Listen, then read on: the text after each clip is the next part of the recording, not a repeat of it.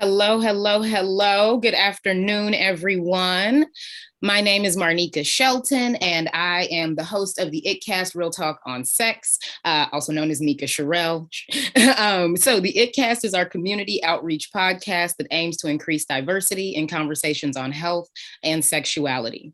Through this work, we are creating a world where all people feel loved, honored, and respected. Our 10% off special on all our products in the store at triggerhappytoy.com will go through Tuesday, November 30th. That's 10% off on all the products we offer. So definitely get over there and buy something now, triggerhappytoy.com. And also the 10th person to purchase one of our Nikitas will get their Nikita for free. So also go ahead and support the ItCast and all of the other work we do at theitcast.com, and also subscribe to our YouTube channel. This week's topic is real talk on your relationship to sexuality. In the booth today, we have Elizabeth Cunningham. Elizabeth Ann Cunningham is a love and life coach who coaches primarily non-monogamous people in the area of love, sex, and relationships. She has been studying and working in human sexuality and relationships since 2007. Her mission is to educate people in polyamory and non-monogamy so that all people have a greater capacity and understanding for all types of love in doing so. We will have the freedom to be ourselves. Let's dive in. Hi, Elizabeth. Hello. Oh, I'm so excited to be here. Yes. This is my favorite thing to do in talking about sex and sexuality and relationships, and to talk about it with people who are like also doing this work. Oh my God, this is the best day. I love it. I love it. Thank you. It's rich and juicy to have like minds come together. So definitely let's start by having you tell us a little bit about yourself. Yeah, so my name is Elizabeth Cunningham. My business name is Elizabeth Ann Cunningham Coaching, and I am originally from the Midwest. So yeah. And so every once in a while, I'll say things like y'all and yup and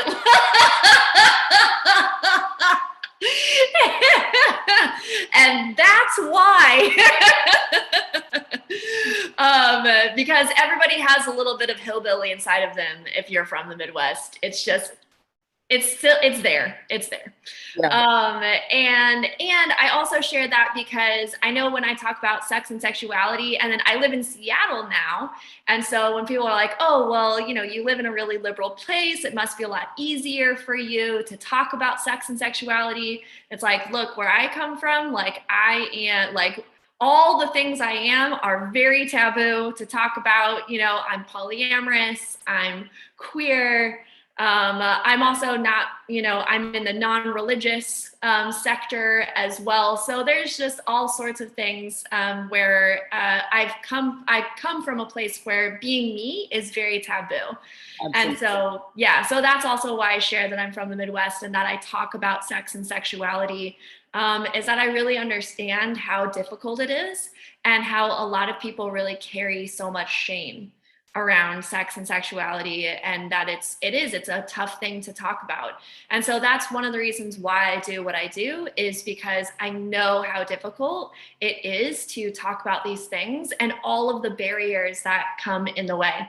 So all of that to say, that is why I'm a love and life coach. Like, Nika said, I've been working and studying in this field since 2007. And so I could go down all of the things that I've done in the past 14 years, but then we'd take up the whole, podcast doing that. So I'm not going to do that. So that's a little bit about where I'm from and why I'm here. And I'm really excited to be here. We're excited to have you. And I totally get what you're saying about that Midwestern. It's a cultural thing. Totally. When we were talking about it, it's like some of the stuff we talk about would just blow their minds. Like, it's a whole experience. So I want to talk a little bit about your expertise around like consensual non-monogamy. Mm-hmm. Yeah. Yeah, totally. So I have been polyamorous and practicing in some sort of capacity since I was 21, so 11 years. I'm like math, so that was like 2010. So I've been practicing in that area personally for that long. And then I have been coaching people inside of that realm for the past 5 years or so. And so professionally 5 years. And so my experience, it comes from both. It comes from personally all of my own self-discoveries, and it's like in tandem with doing all of this work inside of human sexuality and development and all of that. And also professionally working with clients in all of the things that they come up with, right? Or come up against, right? Is that so it's not only working through my own experience, but also working through my clients' experiences. And what I've really found in working with people inside of human development and human sexuality is that although sometimes our circumstances can be very different, right? Like we all have, the unique circumstances of our lives. The overall theme of what we're dealing with is very, very similar, right? Like the circumstance might be very unique, but the feeling of jealousy is very similar, or the circumstance might be very unique, but the experience of not being heard, right, is very similar. And so that's what I see. That's kind of like just talking about my expertise, is that being able to hear people for their unique circumstances, and then also being able to offer that shared experience that we all have in order for people to work through their unique experiences and what they're dealing with, and really come out on the other side having gained so much more knowledge for themselves, right? Yeah. I love it. And I realized I probably jumped ahead a little bit. Can you go back and like define some of these terms, like consensual non-monogamy? Yes. Yeah, let's do that. Actually, the first question that people ask me actually is, what is monogamy? Ooh. Yes. So monogamy is the kind of quote unquote traditional relationship structure that we're all used to, which is that you have two people in a romantic relationship, and those two people are only the only two people involved in that relationship, romantically, sexually, and a lot of the times, or not a lot of the times, but sometimes emotionally as well, where you have an agreement, whether it's an explicit agreement or an implicit agreement, that you are the only two people who are operating romantically, sexually, and emotionally together in that capacity. Yeah. So the most academic explanation of a monogamous relationship. You said implicit agreement, and I was like, that's a dangerous one. Well, because most of the time it's implied. We don't say, most of the time, since it's so since we live in a culture where that is the norm, right, for only two people to be in a relationship with one another, it's not like you enter a monogamous relationship and you're like, hey, I want to have, I know, I'm like blowing your mind right now. Look at your face.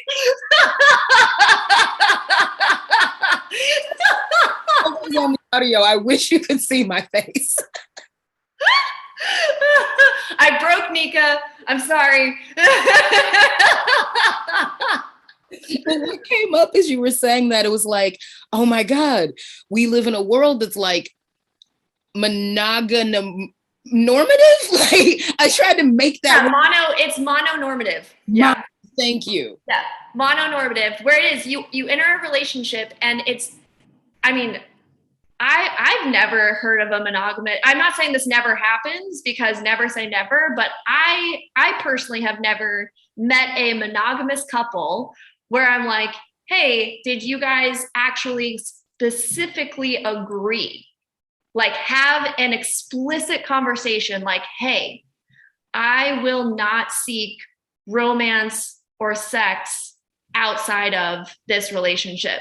Usually you don't. Usually you just, if there's an implicit agreement that you don't do that. Yeah. Right. Very mononormative. Very mononormative. Yeah, which is, yeah, that is actually a term, is mononormative. Yeah. And so then what non-monogamy is, and I also want to kind of parcel something out here as well, is because I think now that consensual non-monogamy and polyamory are becoming a little bit more mainstream, I want to parcel those out as well. So non-monogamy is an umbrella term of anything outside of a monogamous relationship. So that explicit or implicit agreement of that monogamous relationship. And non-monogamy, like cheating, does fall into the category of non-monogamy. And so that's why there's the term consensual non-monogamy, to make it more explicit that the relationships that we're talking about are consensually non-monogamous, that everyone's on board, everyone has enthusiastically consented to be here and to operate in this way, right? And then polyamory is something that falls under the umbrella of consensual non-monogamy, right? Okay, this is great, because one of the questions that I have is like, what is the difference between polyamory and cheating? And I ask that because I know a lot of people who are not entirely monogamous in their relationships, but it's not something that's discussed. And so the partners will feel like the other partner's cheating on them. And, I think that that's something where like there's a lack of agreement.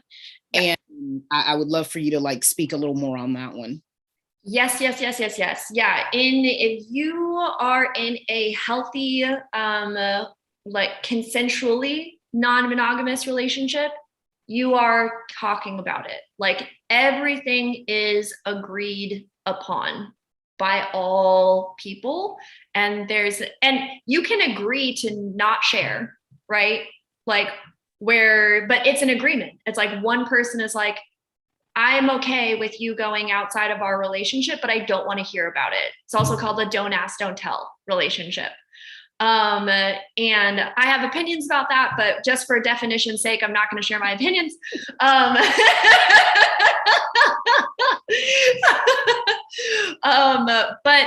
that relationship does exist, right? Where it's like, don't ask, don't tell, like, okay, you do your thing. I don't want to hear about it.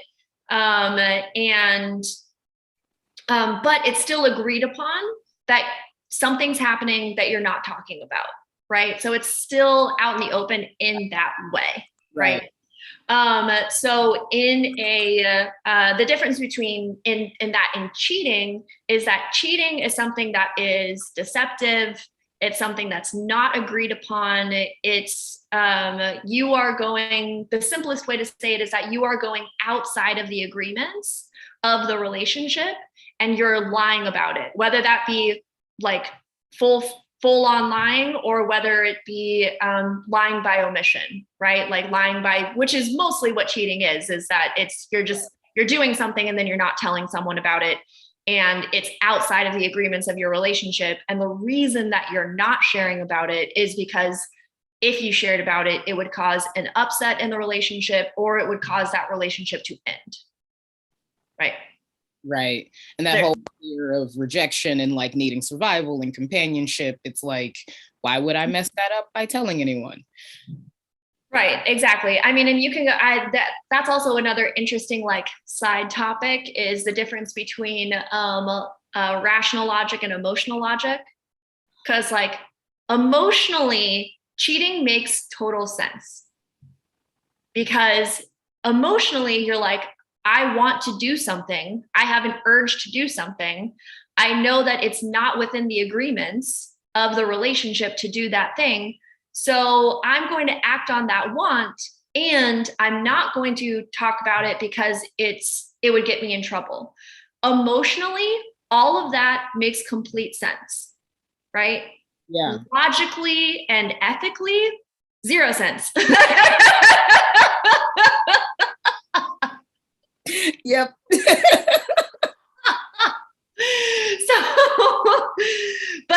important to know that. And the reason that it's important to know that is to understand because people get really confused. They're like, it makes no sense to cheat. Why would you cheat? And so it's important to understand that emotionally cheating makes sense because that's why people do it. Yeah, that makes sense. Like there's a need, there's a void, there's something. Or it's like the rush. It could be like the adrenaline rush of like, I'm doing something that's bad. Yeah. I'm doing something that I could get caught. Like that is totally one reason why people cheat, is because it's an adrenaline rush. Mm-hmm. Yep. That makes a lot of sense. I just wandered off into a fantasy. Bringing it back. So this is great. And one little nuance before we dive into the conversation on your relationship and like the whole sex and sexuality thing. Mm-hmm. One of the things I'm hearing is that like, there's a weird thing, and actually maybe you can help me work this out. In the like I'm dating like people, like I'm just dating people in general. Like, mm-hmm. I feel like that also differs from polyamory and also differs from cheating. Totally. It's all about context and your intentions and really voicing those intentions. And I think that that's where, like in the mononormative culture, it's more acceptable to, or it's more practiced that you are not sharing those intentions, that those intentions are implied. Like if you're dating, it's okay to see other people, right? But you don't actually tell anyone that you're dating. It's just kind of normal, right? Where you're just like, yeah, I'm just dating people right now. And like one of them will turn into my, partner, and then I'll stop dating other people, right? Yeah. And where with like consensual non-monogamy, or for myself, like polyamory. So poly is many, amory is love. And so many loves. And so how I practice polyamory is that I have multiple relationships with people. And what I mean by relationship is that there could be a romantic component, there could be a sexual component, there could be a sensual component, there could be all three, there could be a mixture of the two, there could be an emotional component, right? Like that, it's more dynamic than I'm just like seeking out sex outside of, a quote unquote normal relationship, right? So I really am seeking out like dynamic relationships with people. And so when I'm dating, I say that, like, I'm very intentional when I go on dates. Mm-hmm. I'm like, hey, and this is before the date even happens. I'm like, hey, just so you know, I am polyamorous. And if you're cool with that, let's go on a date. Let's check each other out, And if you're not cool with that, okay, great. Thanks for playing. Like, have a nice life. You seem cool. And I'm sure that you'll find someone that fits for you, you know? Yeah. So for me, it comes down to intentionality and like stating what your intentions are. Yeah, I think that's huge because I see a lot of people getting tripped up. Like, they'll be dating someone for like, I don't know, a few weeks or a few months. And then they discover that their partner is dating other people. And it's like that implied monogamy thing where it's like, it was never discussed and the intentions were never discussed. Totally. Yeah, that's very clarifying. Thank you. Yeah, absolutely. Whenever I have new clients, I go through, what are your commitments?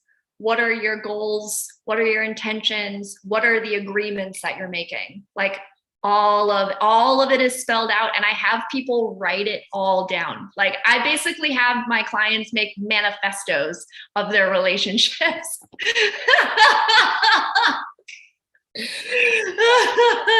But it makes it so clear, so concise. I know, I love it.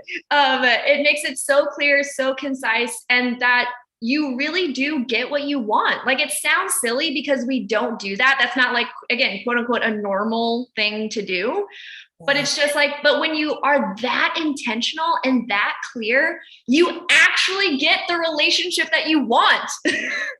Okay, I'm not gonna lie, that makes me feel super uncomfortable. And I'm like, like I really literally only learned to like ask for what I want, like a week after the summit, the sexual health summit. Like I was like, I'm gonna be specific. And it just, it is very different. Like, it blew my mind. But it's also very different to get what you want, like in any scenario. Mm-hmm.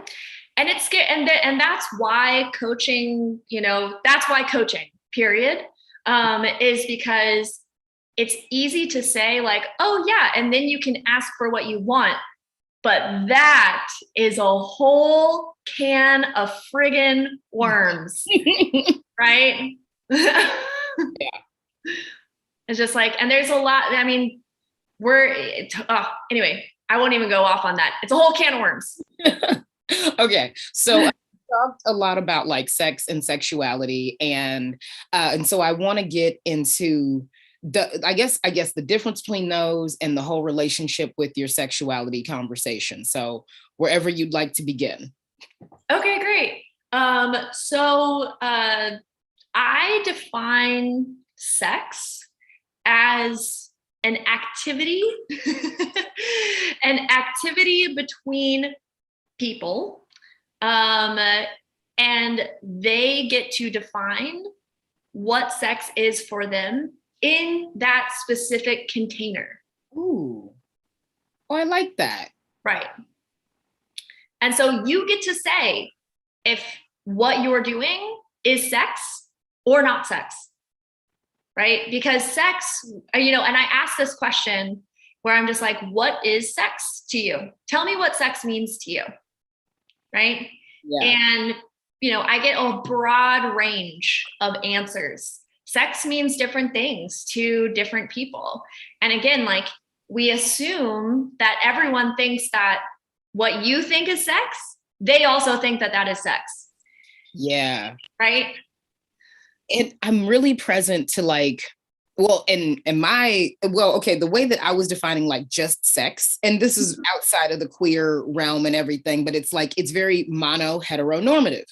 And like, I'm like, okay, like, and that's not where I am now. I've actually gotten into an argument with someone about why fingering might or might not be sex. It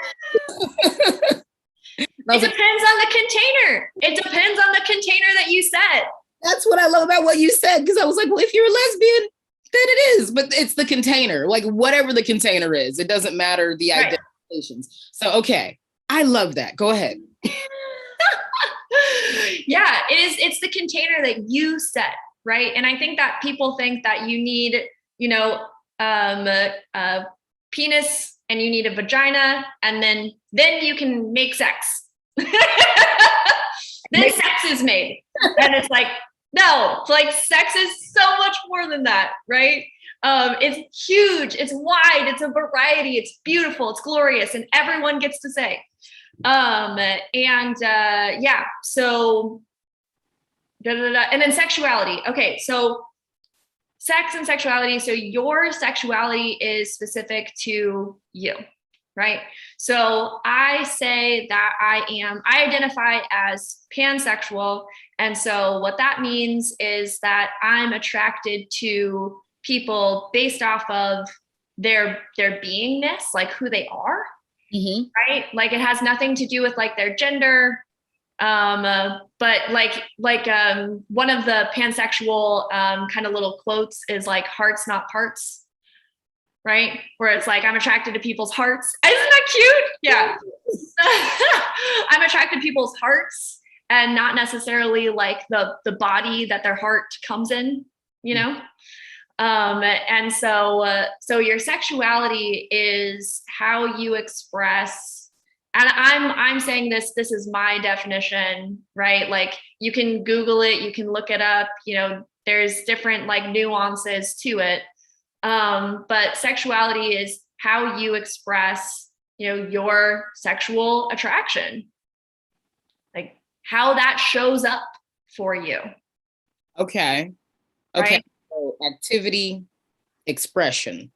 Activity versus expression. Okay. Totally. Sex is the activity, sexuality is the expression. And so like you can take like heterosexual people, you're attracted to people of the opposite sex. And I also, and I say sex like biological sex, right? But that's also a whole nother can of worms, is the difference between sex and gender, because we also get very, very, those get collapsed a lot. There's a difference between your biological sex and your gender. And then there's also a difference between your gender and your gender expression.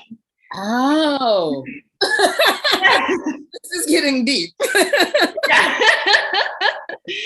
So there's layers, right? But if you're a heterosexual person, it just means like the simplest way to put it is that if you're a man, you're attracted to a woman. If you're a woman, you're attracted to a man, right?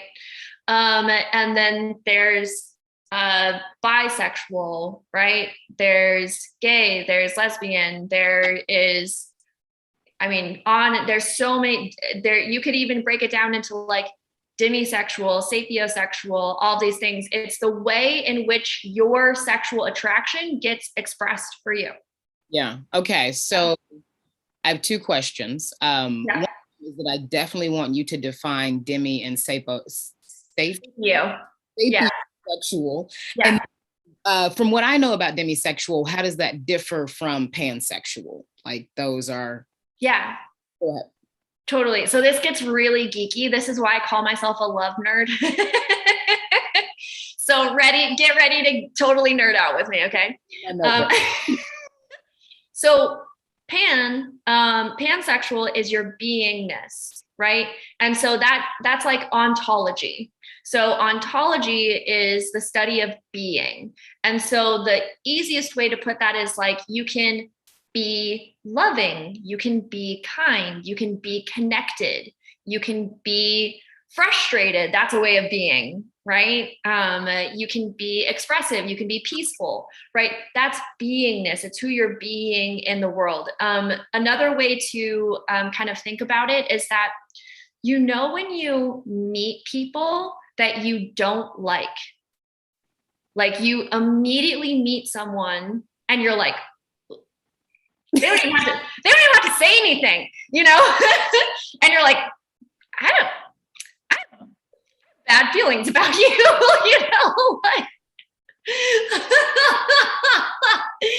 everyone has that, right? And then contrast that with people that you meet and you're immediately like, oh, I like something about you. Yeah. Right? That's your beingness. Okay. And so like, Nika, what's something that people say about you? If someone were to ask you, like, your top 5 friends, like, what's the word or words that describe you? Oh, if someone were to ask my top 5 friends what words they would use to describe me. Yeah. Okay. Well, creative. Or like, what's it like if they were to ask your top 5 friends, what's it like being around Nika? There's a thing that I can't quite put my finger on, but it's like I'm a badass. Mm-hmm. And like, I do these like really, these like abnormal things. And I'm very persistent. Like there's a, yeah. There's but that thing that you can't quite put your finger on. Yeah. That is your beingness. Okay. And we're still talking about pansexuality and we're still talking about pansexual, but I really wanted to drive home what is your beingness, because that gets missed, right? And because it's a very nuanced thing, and it's also hard to put words to because it's a feeling, right? It's a feeling and it's an experience, right? It's hard to put words to your beingness. Okay. So then there's demisexual. Demisexual is you are attracted to like feelings. And so the feelings that you have around someone. And so people who are demisexual usually need to, for lack of a better way to say this, like warm up to you. Like they need to discover like what those feelings are, right? And develop that relationship with you and that connection with you. Right. So if you're demisexual, you're a slow burn. You usually take a little while before you're attracted to someone because you need to know how you feel about them first. Huh. Okay. So that's super clarifying. One of the things that I had collapsed is like demisexual is like, you know, like you fall in love with people and like doesn't matter what shape or form they take. And I get that, like, now I'm putting on that that's a process. It's not like, oh, I love you at any moment. And then pansexual, totally had this one butchered. 100%. It's all good. So my thinking was like, oh yeah, they just like everybody, like all the flavors of the rainbow, everything. It's great. And I'm getting that pansexual is like you have an immediate affinity or distaste for people. And like that's very clear for you. And also like the people you have affinity towards could also be anyone of any type or any gender. Totally.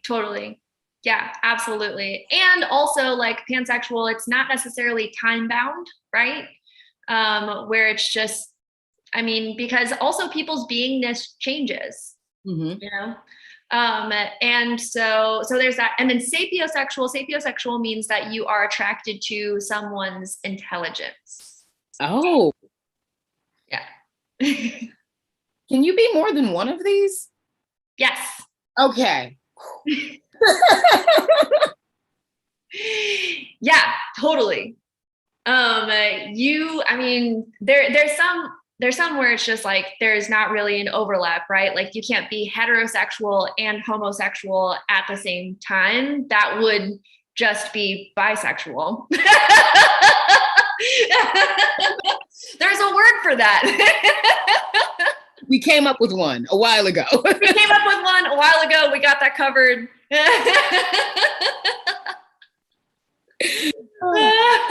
But where I see like, you know, heterosexual, homosexual, bisexual, what they all have in common is that they do have a lot more to do with like your sex and your gender, right? And so like, you know, heterosexual, you know, men and women, homosexual, you know, men loving men or women loving women, or and then bisexual is, you know, the whole mixture of it, right? And then you have people who are non-binary as well, and that also kind of gets covered in that umbrella of bisexuality too. Is that you like people of all genders, right? And I think that the term bisexual was created before we started having this conversation about the breadth of gender. Right. Where we were still operating inside of that binary. And so now I think that bisexual, and this is all new for me too, like so much is getting discovered and talked about all the time, you know?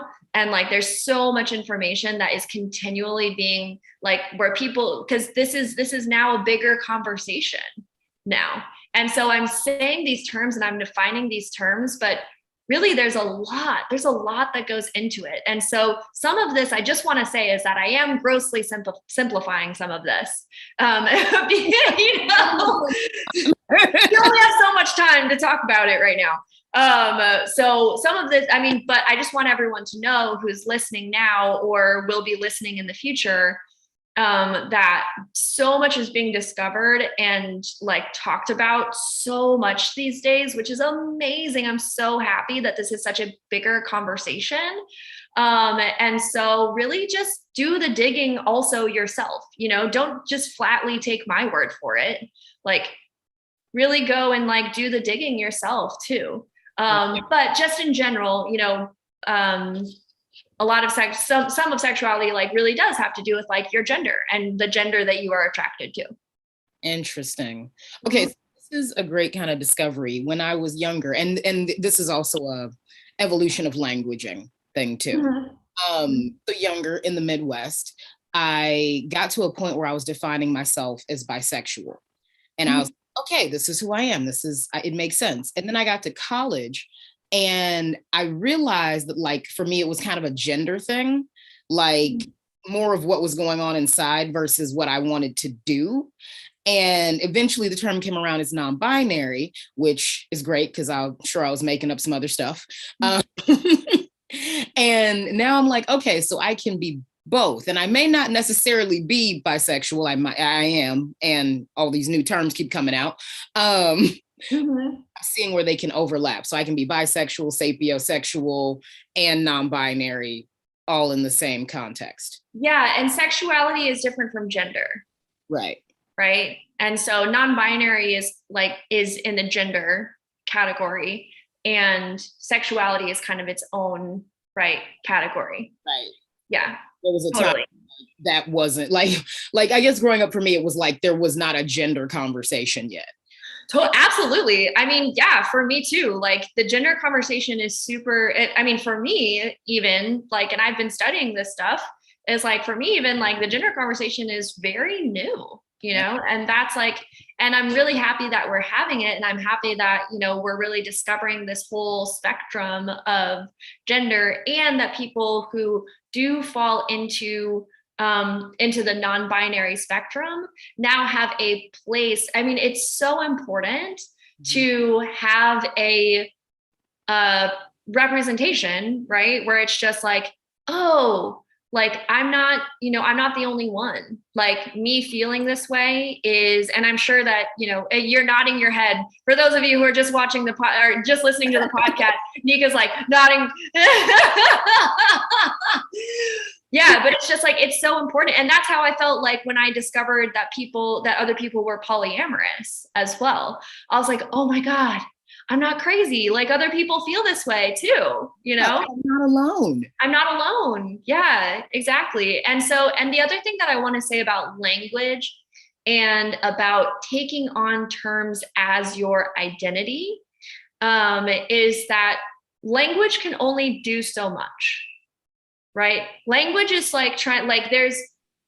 if we took away language, right? If we took away the language that we have for something, we just have the feeling that we have about it, or we have the sentiments that we have about it, right? And so when we create a word around something, it does by virtue of creating language, it also puts it in a box, right? As well. And it doesn't have to fully encapsulate, everything. And so by taking a word and making it so entrenched and a part of your identity, in a way, you're doing yourself a little bit of a disservice. Yeah. Because you are not that word necessarily. You identify with what that word represents, but in identifying with what that word represents and keeping it that way, you also leave yourself open to what are the other things that encapsulate you. I love that. Yeah. Yeah. Okay. So getting into the whole conversation around identity politics, this is great. I don't know if you saw that moment I had where I was like, I'm bisexual. I mean, I am, but I'm not, but I was like, I don't want to be out of the club. Totally. Well, and that's the thing. On me. Yeah, but that's the thing is that when the other thing that happens, the other pitfall of language is that when we create language around something, especially something that's marginalized or taboo, and then we create it as our identity, it becomes a way for us to be divided as well. Right? Because it's just oh, well, I have to, these are my people and I've been alone for so long. And the thing, the thing with bisexuality, right? And I have a lot of friends who identify as bisexual who feel the same way, because you don't want to leave your people. Also because bisexuality and bi erasure were, it's a thing, right? Where people didn't believe you for so long. And so putting a voice to being bisexual was such a big thing for so many people for so long, that you have this held identity, this attachment to this identity, where it on the one hand, it creates that representation, which is awesome. It's it's a superpower. It's it creates the representation. It has people be seen. It has people be heard. It's amazing. And at the same time, if you hold on to it too tightly, it can become a weapon. Yeah. See, that makes a lot of sense. And it's like, yes, at what point does it go from empowering to, like, I guess, oh God, I can't come up with the word, but it's like from empowerment to actually like dominating other people, or like that conflict. And racism is real. Like we have to be around people that we identify with, at least in this context. The other thing you talked about is like bi erasure, which like erasing the history and the context of it. I see happening, like it still happens. It's like if a bisexual person is in a relationship with someone of the opposite sex, it's like, oh, well, now you're just straight. Like, yeah, totally. Yeah, absolutely. I actually, oh my gosh, I had this conversation. My cousin, I had this conversation. Anyway, I had this conversation very recently about that exact same thing, because again, we come from the Midwest. So like conversations we have with our family, blah, blah, blah, blah, blah, where it was like one of our aunts kind of said something very similar, where it's just like, oh, well, are you not that anymore? Because like you're dating someone who identifies as, this gender, blah, blah, blah. And it was just like, yeah, it's not how being bisexual works. You still, because it is how you feel, right? It's how you identify is how you feel. It's your feelings. And again, kind of going back to the very beginning, where there's like an emotional logic to things and there's rational logic to things, where I think that's where the push-pull comes in, when it goes from like, what's the difference between something being empowering and something being like diminishing, right? Or detrimental. There we go. Those are the words I was looking for. Right, totally. And it's just, and I think that it's a fine line to walk. I don't have like the answer. But one route is to not be so attached to the word that has you be seen and heard.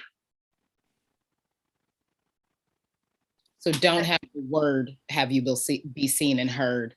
No. So it's to not be so attached to it, right? Like allow for that openness, where it's like, okay, like bisexual is how I identify right now, because that's the word that I have that most fully describes who I am. Right. And I'm a growing and changing and evolving person. And maybe there are other things, and that people are allowed to grow and change and evolve and discover newly, and all of this stuff. And so it's empowering because you can use it as like a, hey, we're here, hey, we're here and we're queer, all of that stuff. And it's also keeping it open enough where it's just like, and I don't have to like die on this hill. Right. Like if something else comes along, like I'm allowed to change and grow. And I think that that's the other part where being so attached to like a word can really get you in trouble, is because then when you do find that your feelings are changing, or that there's a new word that comes along that more encapsulates like how it is that you feel, if you've been holding on to that word and like using it as that like charge for so long, there can be a lot of like shame and embarrassment and hiding and like confusion and frustration around discovering something newly about yourself, because you have been holding on to something for so long. And like, it's so easy to grip super tight on the sexual identity.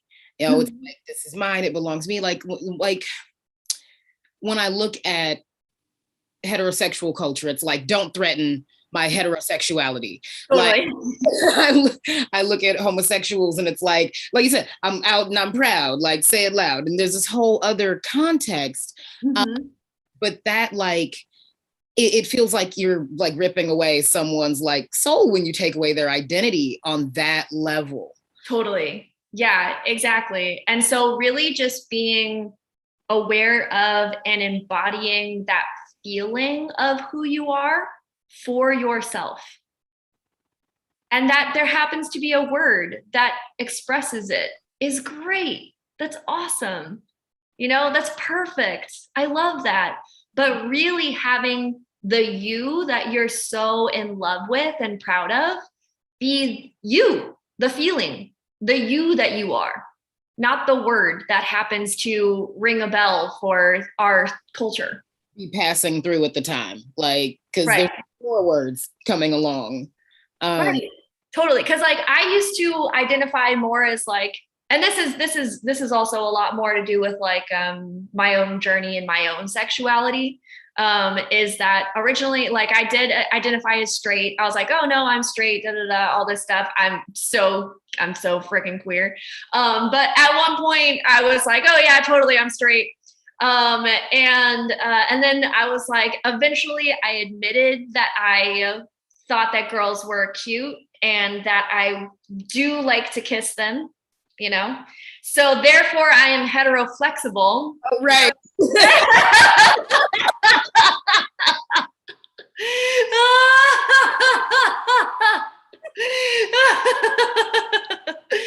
And then it kind of went into like, okay, yeah, you're right. I love so many, am attracted to so many people of all the different genders. Like, fine, you caught me. Comes from the Midwest too. It's like, no. And for a long time I was like, okay, I'm bisexual. So if I end up with a man, then like no one will know. Totally. Oh my God. No, I had this time. Okay, seriously. So at one point, one of my jobs, I was working a brewery. In Kansas, and I was waiting tables, and there was this very androgynous human, and I don't know what their gender identity was. I didn't even have the language to ask them at the time. But like they were clearly like a female person, but very androgynous, and like had on like a 3-piece suit. Ooh. Oh my God. Like I freaked. It was like, you know, when you are so attracted to someone that you're just like, I don't know how to speak English anymore, you know? Wires break down, rainbow wheel starts to happen. I was like, oh my God. And I'm like hot and I'm sweating and I'm flushed and I'm just like, oh my God. And like, this was when I was in my heteroflexible stage of my life. And this person, me having this reaction to this person, my brain could not, like, I couldn't logic it, you know?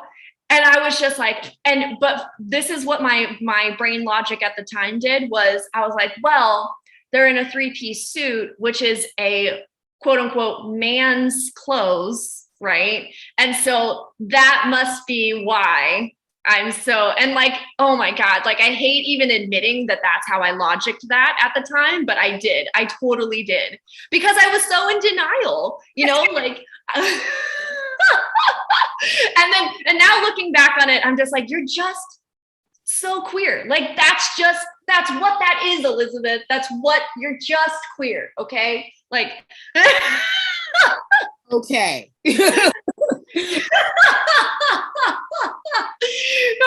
I think I was like 22 or something like that at the time. And yeah, I could not handle it. But yeah, that was definitely one of those things when you like come out later and you're like looking back on your life and you're like, how did I not know? Like, Nika is pointing at themselves very vigorously. Like I literally came out probably 5 times to a friend, and I was like, no, okay, this way, and then I was like, no, and then I was like, I think I'm queer, I think I'm gay, and it was like, well, you just figure it out already. Like it went from like age 13 to age 23. Totally. Mine, I think, was like from 18 to 29, I think, was my like back and forth, like, don't, you know, denial / not denial, like water out of the water. Points back to what you were saying earlier about like emotional, what is it? The emotional side versus the logic side, like the way totally. And so, yeah, like I'm totally lit up when I'm around women. And like that happens occasionally when I'm around men. And I can't help it. I'm like, no, I'm attracted to that guy. He's totally cool. And then I find myself totally flirting with the woman next to us. Like, why am I doing that? No. But that was the old me that like resisted that. Now I'm like, this is awesome. Totally. I was like the queer girl on dance team that I was on dance team in high school, first of all. And second of all, I was like, rah, rah, sis, boom, bop. I was on dance team in high school, and I was totally like, I didn't know this at the time, but I was totally the closeted queer girl who had a crush on like everyone on dance team, you know? Like, yep. I was like, why does everyone make me nervous?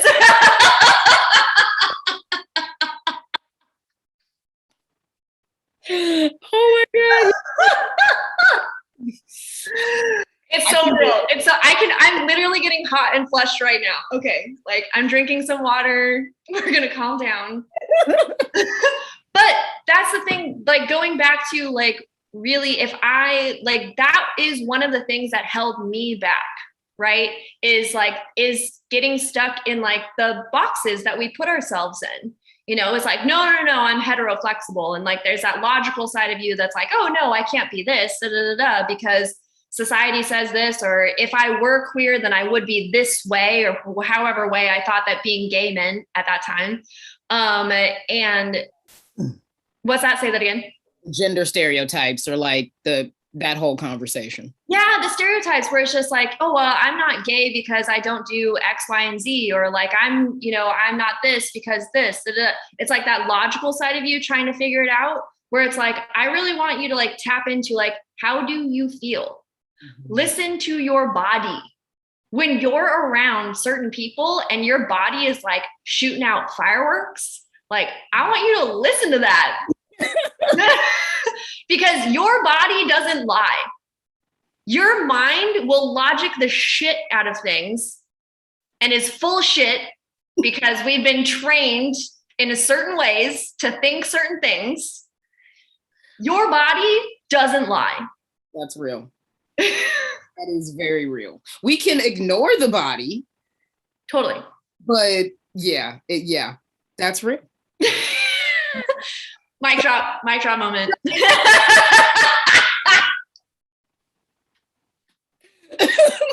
Oh, okay. This is great. So I love the conversation we had around the relationship to sexuality. This is mind blowing. Before we actually complete, will you please share some resources and some information with our audience so that we can get more info on you? Yes, absolutely. So I have my new online course, Love Deeper. It is a course specifically for people who are consensually non-monogamous or want to be consensually non-monogamous. Like, where do you go from here? So it's for people who are already in those relationships or want to be in those relationships. We are pre-registering people for the course to drop in January. All right. Right now, since we're doing pre-registration, it is application only. And so for the first 100 people to register for the course, you will get to have group sessions with me bi-monthly for the first 3 months. So January, February, March, going into the beginning of April. And so first 100 people, and I already have, I think 30 applications in, and it's only been like 2 weeks since we started pre-registration. And so like, I know that January sounds like a long ways away. It's not. Like, those spots are filling up. I registered, 3 people in the past like 3 days. And yeah, like it's awesome. So please send in your applications for that. The application is on my website, ElizabethAnnCunningham.com. Elizabeth with a Z, Ann without an E, and then Cunningham, like clever pig. Cunningham. Okay.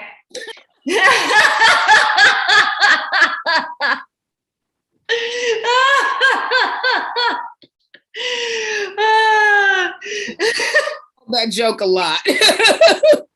I love I'm never gonna stop saying that because I love it so much. A second, I was like, wait, what? Pig? Love this. Yeah, so ElizabethAnnCunningham.com. Go apply to register for Love Deeper. There's also more information about it on my Instagram. My Instagram handle is @Els Cunningham. So ELZ Cunningham is my Instagram. So there's more information about the course there. Also, in the application process, you will also find out more information as well. And I'm making as much content as possible to inform people about it. So ask me questions, send me DMs, send me emails. My email is love@ElizabethAnnCunningham.com. I also do offer one-on-one coaching as well. So if you feel like you need deeper guidance than an online course, although this course is very comprehensive, I'm just going to tell you, it is super comprehensive. It's literally all of the knowledge and experience and client coaching experience that I've had in the past 14 years. It is a very comprehensive course. Nice. But if you want to do one-on-one coaching, I also do one-on-one coaching as well. Also, you can apply for that on my website at ElizabethAnnCunningham.com. Beautiful. Thank you so much. I'm very excited. That's Love Deeper. Love Deeper. Love Deeper is the name of the book. Love Deeper. Yes. And it is,